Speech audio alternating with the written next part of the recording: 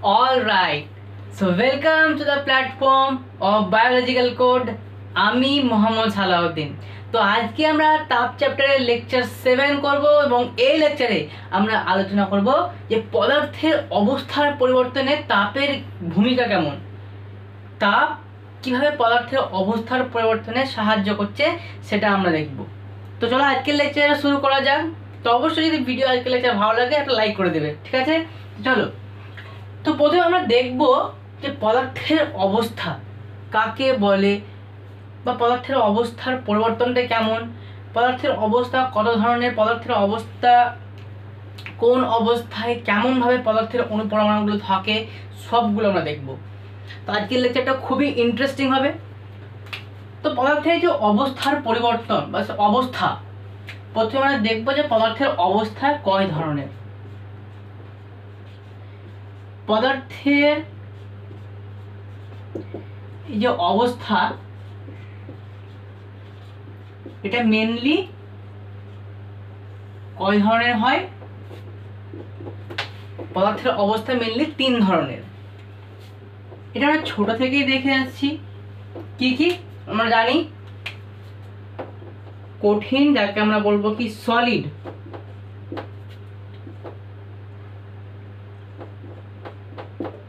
Solid,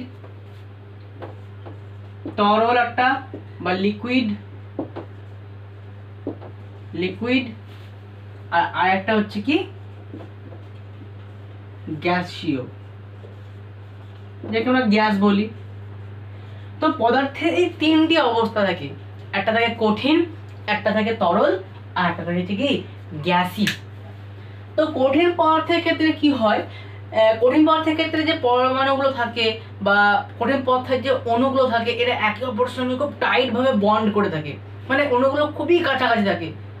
মানে অণুগুলোর মধ্যে যে গ্যাপ, অণুগুলোর মধ্যে যে আন্তঃআণবিক যে একটা দূরত্ব আমরা বলবো, সেটা কি হয়? খুবই কম থাকে। মানে অণুগুলো কি করে? খুব কাছাকাছি অবস্থান করে। অনেকটা কিভাবে অবস্থান করে? এরকম ভাবে, এরকম ভাবে, এরকম ভাবে অবস্থান করবে। তরলে যখন আমরা আসবো, কঠিন থেকে যখন আমরা তরলে আসবো, তখন কি হবে? এই যে অণুগুলোর মধ্যে যে দূরত্ব ছিল, এটা কিন্তু হবে কি বেড়ে যাবে। অর্থাৎ অণুগুলোর মধ্যে দূরত্ব হালকা পরিমাণ হলেও কি এভাবে বেড়ে যাবে। আবার আমরা যখন তরল থেকে যখন গ্যাসীয় পদার্থে যাব, তখন অণুগুলোর মধ্যে দূরত্ব কি হবে?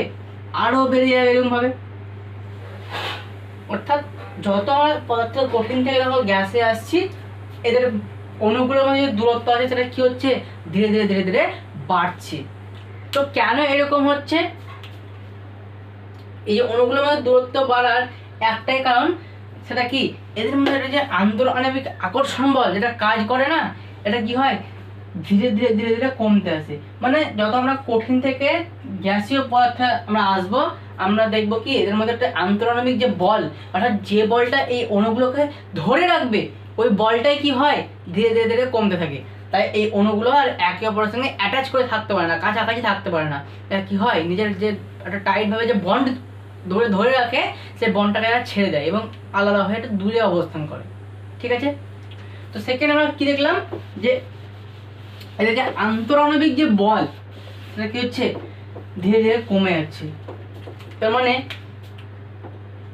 এর যে আন্তঃআণবিক বল, কঠিন পদার্থে যে আন্তঃআণবিক আকর্ষণ বল, আন্তঃআণবিক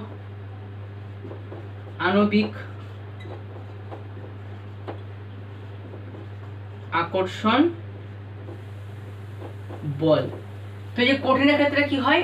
এই আন্তঃআণবিক আকর্ষণ বল কিন্তু কি হয়? বেশি হয়।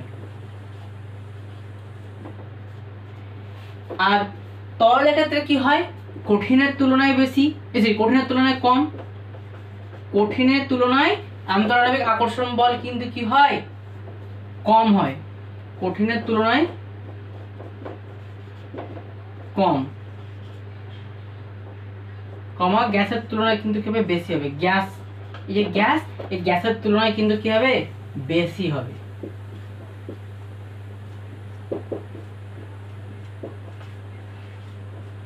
প্রথম আমরা দেখো, কঠিনের ক্ষেত্রে আন্তঃআণবিক বল কিন্তু অনেক বেশি, যার ফলে কি হচ্ছে? যার ফলে হচ্ছে কি যে এদের যে অণুগুলো থাকছিল কি ছিল, এরা খুবই কাছাকাছি অবস্থান করছে। তরলের ক্ষেত্রে দেখা গেল যে একটু হলেও আন্তঃআণবিক বলের মানটা কমে যাচ্ছে, যার ফলে অণুগুলোর মধ্যে দূরত্ব একটু কি হচ্ছে, বাড়ছে। এবং গ্যাসের ক্ষেত্রে কি দেখা যাচ্ছে, সবচেয়ে কম। গ্যাসের ক্ষেত্রে কি হয়, গ্যাসের ক্ষেত্রে দেখা যায় সবচেয়ে কম, এখানে সবচেয়ে বেশি, সবচেয়ে এটা কম, যার ফলে গ্যাসের অণুগুলো কি হয়, অনেক দূরে দূরে অবস্থান করে থাকে, অনেক দূরে দূরে অবস্থান করে থাকে। তো আন্তঃআণবিক বলের ভিত্তিতে আমরা নেক্সট পয়েন্ট দেখলাম যে কঠিনের আন্তঃআণবিক বল অনেক বেশি, তরলের আবার দেখছি কি কঠিনের তুলনায় কম কিন্তু গ্যাসের তুলনায় বেশি, এবং গ্যাসের কি যে আন্তঃআণবিক বল অনেক কম, যার ফলে এর অণুগুলো একে অপরের সঙ্গে থাকতে পারে না, এরা ছড়িয়ে যায়। নেক্সট আমরা যেটা দেখব, তুলনা করে বলছি কারণ মানে বেশি বুঝতে সুবিধা হবে, এক এক করে বলে টাইমও লাগবে, তো তুলনা করে দিলে জিনিসটা বুঝতে সুবিধা হবে। দেখো 3 নম্বর আমরা যেটা পয়েন্টটা দেখবো সেটা হচ্ছে, দেখো কি কঠিন পদার্থ দেখবে নির্দিষ্ট আকার, এর আকারও আছে, আবার কঠিন পদার্থের নির্দিষ্ট কি আছে, আয়তনও আছে। কিন্তু তরল পদার্থের কি নির্দিষ্ট আকার আছে? তরল পদার্থের নির্দিষ্ট আকার নেই। দেখবে যে পাত্রে আমরা রাখবো সেই পাত্রে আকার ধারণ করবে, যেমন জলকে যদি আমরা একটা বাটিতে রাখি বাটির আকার ধারণ করবে, যদি কোনো একটা বোতলে রাখি বোতলের আকার ধারণ করবে। তাহলে তরল পদার্থের কিন্তু নির্দিষ্ট আকার নেই, কিন্তু তাই বলে কি আয়তন নেই? অবশ্যই তরল পদার্থের নির্দিষ্ট আয়তন আছে, তরল পদার্থের নির্দিষ্ট আয়তন আছে কিন্তু কোনো আকার নেই। আবার গ্যাসীয় পদার্থ যদি আমরা দেখি তো কি দেখবো, গ্যাসীয় পদার্থের নির্দিষ্ট কোনো আকারও নেই, আবার এর কোনো কি নেই, আয়তনও নেই, আকারও নেই আয়তনও নেই। কঠিন পদার্থ যেমন কি আছে দেখো, আকারও আছে আয়তনও আছে, যেমন একটা ইট, এই ইটে দেখবে আকারও আছে বা আয়তনও আছে। তরলের কোনো আকার নেই, ওই যে বললাম জলকে আমরা যে জায়গাতে রাখবো বা কেরোসিন ধরি যেখানে রাখবো সেখানে আকার ধারণ করবে, কিন্তু তাই বলে কি আয়তন নেই? তরল পদার্থের নির্দিষ্ট আয়তন আছে, কিন্তু গ্যাসের আবার আকারও নেই আয়তনও নেই। তো এই ছিল হচ্ছে কি পদার্থের 3টি অবস্থা। আরও অবস্থা থাকে মোটামুটি, আরও ম্যাগমার উপর একটা অবস্থা থাকে, কিন্তু এগুলো আমাদের এখন জানার প্রয়োজন নেই, উঁচু ক্লাসের জিনিস। তো এই 3টে অবস্থা, এবার আমরা দেখবো যে এই 3টি অবস্থার পরিবর্তনে আমাদের তাপ কতটা গুরুত্বপূর্ণ ভূমিকা পালন করছে। তো চলো দেখি।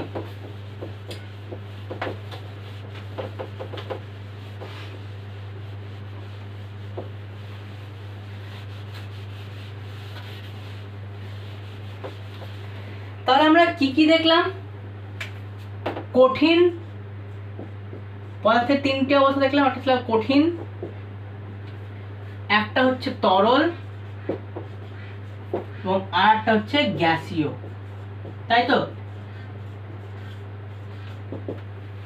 তো এই যে কঠিন থেকে তরল হবে, তরল থেকে গ্যাসীয় হবে, এখানে 2 ধরনের তাপ মেনলি ইনভলভ থাকে, যুক্ত থাকে, এর সঙ্গে জড়িত থাকে।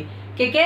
একটা হচ্ছে বোধগম্য তাপ এবং আরেকটা হচ্ছে লিন তাপ। ওটা আমরা পরের লেকচারে আলোচনা করবো, আপাতত বলে রাখলাম এই বোধগম্য তাপ এবং লিন তাপ কি করে, এই কঠিন থেকে তরল এবং তরল থেকে গ্যাসীয় স্টেজে আসতে সাহায্য করে। তো কিভাবে সাহায্য করে ওটা আমরা পরের লেকচারে দেখবো।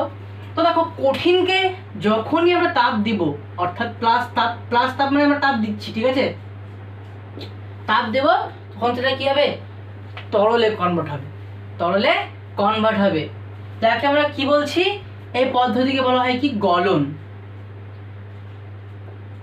একে বলা হয় কি গলন। কঠিন থেকে তরল হওয়াকে বলা হচ্ছে কি গলন। এবং একই রকম ভাবে তরলকে গ্যাস করতে গেলে আমাদেরকে তাপ দিতে হবে, প্লাস তাপ। আমরা যখন কি করলাম, কঠিন থেকে তরল করলাম, তখন আমরা কি করছি, তাপ দিচ্ছি, যার ফলে গলন হচ্ছে। যেমন বরফ একটা সলিড পদার্থ, তো ওকে যখন আমরা তাপ দেব তখন কি হবে, ওটা গলে যাবে, নিয়ে জলে পরিণত হবে, তাই তো? এবার আমরা যখন তরলকেও তাপ দেব তখন তরল কি হবে, গ্যাসে পরিণত হবে। যেমন আমরা জলকে যদি অনেকক্ষণ ধরে ফোটাই তখন ওটা কি হবে, বাষ্প হয়ে যাবে। তো এই যে পদ্ধতি, তরলকে গ্যাসীয় করার যে পদ্ধতি, একে বলা হয় বাষ্পীভবন। একে বলা হয় কি? বাষ্পীভবন। ঠিক আছে, একে বলা হচ্ছে কি? বাষ্পীভবন। নেক্সট আমরা দেখো এটা কি করলাম, তাপ দিচ্ছি, তাপ দিয়ে আমরা একটা স্টেজ থেকে অন্য স্টেজে নিয়ে যাচ্ছি। তাহলে তাপ যদি রিলিজ করি, আমরা তাপকে যদি ছেড়ে দিই, তাহলে ব্যাক প্রসেসে আসবে। দেখো আমরা কি করি, যদি আমরা গ্যাসীয় পদার্থকে তরল করতে যাই, গ্যাসীয় পদার্থকে যদি তরল করতে যাই, তাহলে কি করতে হবে আমাদেরকে? গ্যাস থেকে আমি তরল করব, তাহলে আমাদের কি করতে হবে? তাপকে ছাড়তে হবে, অর্থাৎ মাইনাস তাপ। যে তাপটা আমি দিয়েছিলাম সেটাকে ছেড়ে দিলে তো কি হলো, আবার গ্যাস থেকে তরলে পরিণত হয়ে যাবে। এই পদ্ধতিকে বলা হচ্ছে ঘনীভবন। একে বলা হচ্ছে কি? ঘনীভবন। যে পদ্ধতিতে কি হচ্ছে, গ্যাস থেকে তরলে হচ্ছে, অর্থাৎ মাইনাস, দেখো তাপ দিয়েছি আমি, অর্থাৎ তাপকে ছাড়াতে হবে, রিলিজ করতে হবে, বর্জন করতে হবে। একই রকম ভাবে আমি যখন তরল থেকে তাপকে ছেড়ে দেব, তরল থেকে তাপকে ছেড়ে দেব, তখন কি হবে? কঠিন হবে, এবং একে বলা হচ্ছে কি? কঠিনীভবন। একে বলা হচ্ছে কঠিনীভবন। তাহলে ব্যাপারটা বুঝতে পারলে, কঠিন থেকে যখন আমরা তরল করছি, যখন আমাকে তাপ দিতে হচ্ছে, একে বলা হচ্ছে গলন। এবার তরল থেকে যখন আমরা গ্যাস করছি, তখন কি হচ্ছে? তাপ দিতে হচ্ছে। তরল থেকে গ্যাস করাকে বলা হয় কি? বাষ্পীভবন। আর গ্যাসকেও যদি আমি তাপকে ছেড়ে দিই, আমি এতক্ষণ তাপ দিচ্ছিলাম, এবার আমি গ্যাস থেকে তাপকে রিলিজ করছি, ছেড়ে দিচ্ছি, তাহলে কি হবে? ওটা তাপকে মাইনাস করছি, আমি ছেড়ে দিচ্ছি, তাহলে ওটা বলা হচ্ছে ঘনীভবন। গ্যাস থেকে তরল করাকে বলা হয় ঘনীভবন। এবং একই রকম ভাবে এই তরল ছিল, এই তরলকে আমি কি করলাম? তাপ থেকে ছেড়ে দিলাম, নিয়ে কঠিনে পরিণত করলাম, এবং এই পদ্ধতিকে বলা হচ্ছে কঠিন ভবন। কারণ আমি লাস্ট পর্যায়ে কি পাচ্ছি? কঠিন একটা পদার্থ পাচ্ছি, তার জন্য কি বলা হচ্ছে কি? কঠিনীভবন। ঠিক আছে, যেমন জলকে যদি ফ্রিজে রেখে দিই, জমে যাবে, নিয়ে বরফ পরিণত হবে, তাহলে তরল পদার্থ কঠিনে পরিণত হয়ে গেল, এটা হচ্ছে কঠিনীভবন। তাহলে খুব ভালোভাবে লক্ষ্য করে দেখো, আমরা দেখো কোনো কোনো জায়গায় তাপ দিচ্ছি, আবার কোনো কোনো সময় তাপকে রিলিজ করছি। তো এই যে তাপ দেওয়া, এই তাপ দেওয়া প্লাস তাপ, একে বলা হয় কি? উচ্চ অবস্থান্তর। কি বলা হয়? উচ্চ অবস্থান্তর।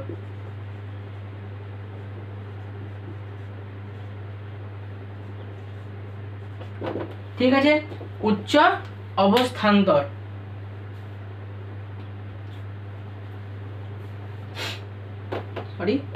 উচ্চ অবস্থান্তর। এবং দেখবে কিছু কিছু জায়গায় আমি তাপকে রিলিজ করছি বা ছেড়ে দিচ্ছি, একে বলা হচ্ছে কি? একে বলা হচ্ছে নিম্ন অবস্থান্তর। নিম্ন অবস্থান্তর।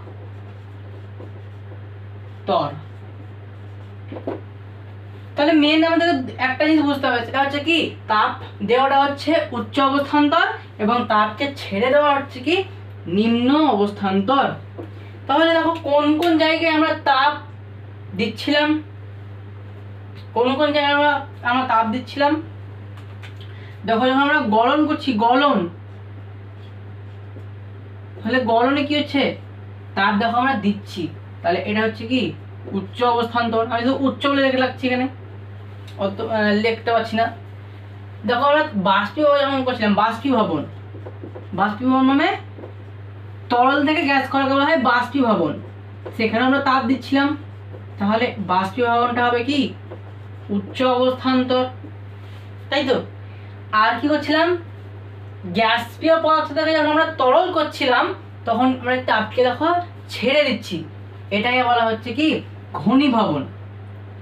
তাহলে তাপ ছাড়া, তাপ ছাড়ছি মানে হবে কি? নিম্ন অবস্থান্তর, ঘনীভবন। তাহলে ঘনীভবনে তাপকে আমরা ছাড়ছি, তাহলে এটা হচ্ছে কি? নিম্ন অবস্থান্তর। এবং দেখো আমরা কি হচ্ছে? তরল থেকে যখন কঠিন করছি, তখন এখানে কি হচ্ছে? এখানে আমরা তাপকে ছাড়ছি, তাহলে কঠিনীভবনটা হবে কি? কঠিনীভবনটাও হবে নিম্ন অবস্থান্তর। এটাও হয়ে যাবে কি? নিম্ন। তো এগুলো আমাদের একটু মনে রাখতে হবে যে তাপ ছাড়া মানে হচ্ছে উচ্চ অবস্থান্তর, এবং তাপ দেওয়া মানে হচ্ছে উচ্চ অবস্থান্তর, এবং তাপকে ছেড়ে দেওয়া মানে হচ্ছে নিম্ন অবস্থান্তর। প্লাস তাপ মানে আমি তাপ দিচ্ছি, এবং মাইনাস তাপ মানে তাপ আমি এখানে রিলিজ করছি, ছেড়ে দিচ্ছি। ঠিক আছে,